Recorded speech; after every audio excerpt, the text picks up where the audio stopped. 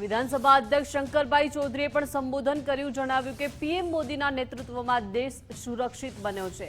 વાવ થરાદના યુવકો પીએમ મોદીને સાંભળવા માટે આતુર હતા। ભારતને વધુ સુરક્ષિત કરવા માટે મોટું એરપોર્ટ બનાવ્યું, સરહદી વિસ્તાર મજબૂત થાય તે દિશામાં કામ કર્યું। દુષ્કાળમાં અહીંથી હિજરત કરવાની ફરજ પડતી હતી, નર્મદાની નહેરો લાવીને પીએમ મોદીએ આ સમસ્યા દૂર કરી।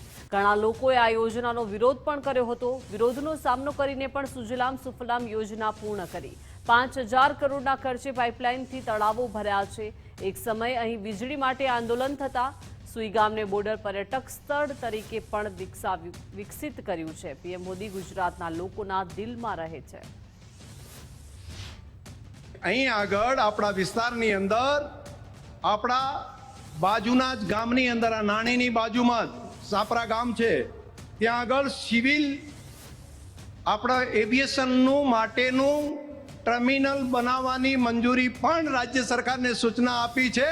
એટલે અહીંથી બલોરમાં બેહીને આપણે બહાર પણ જઈ શકીએ અને આપણું કામ પણ અહીંયા થઈ શકે તે પ્રમાણેનું કામ ભારત સરકારની ઉડાન સ્કીમ અંતર્ગત એ કામને આગળ વધારવાનું કામ પણ આપણા મોદી સાહેબે હાથ ઉપર લઈ લીધું છે। આ નાની ઘટના નથી। અહીંના ખેડૂતોનો તૈયાર થયેલો માલ આખો જિલ્લો ઓર્ગેનિક આપણે બનાવવા જઈ રહ્યા છીએ, પ્રાકૃતિક ખેતી કરવાનો આપણે સંકલ્પ કર્યો છે।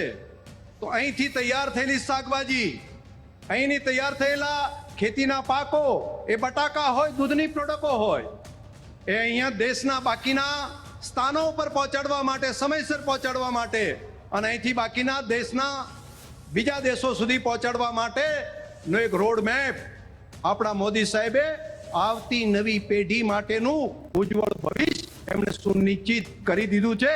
એ માટે હું હૃદયપૂર્વક આ આખી સરહદી વિસ્તારના પ્રજાજનો વતી માન્ય મોદી સાહેબનો હૃદયપૂર્વક ખૂબ ખૂબ આભાર માનું છું।